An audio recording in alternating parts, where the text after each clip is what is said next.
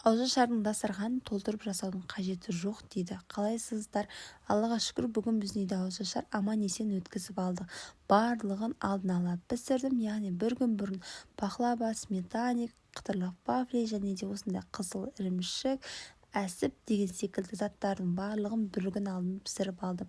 Және де шоколадовый жент жасадым. Өте дәмді болып шығады. Сіздер дәл осы видеода да жасап ұсынсаңыздар болады. Айтпақшы, қыздар, менің парақшама тіркеліп қолдап кетіңіздер. Менің парақшам өте пайдалы, және де өз пікіріңізді жаза кетіңіздер. Ауызашардың дастарханын толтырып жасаудың қажеті жоқ деп айтқан екен.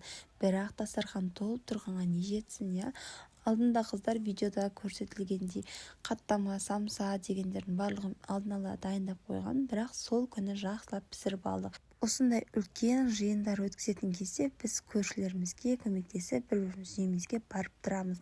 Яғни барлығымыз жабылып жасап тастадық. Қайын сіңілдерім, қайын апаларым, барлығымыз дастарханды жақсылап жасап, 2 тамды кешкі сағат 6-ға дейін әдемілеп жасап алдық. Барлығы өзіміздің қолдан шыққаннан кейін өте дәмді, керемет болады. Ал сіздер осындай үлкен жиындарда өздеріңіз жасайсыздар ма, әлде жасауға бересіздер ме?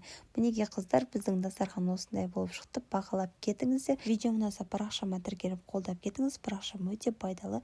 Ниеттеріңіз қабыл болсын.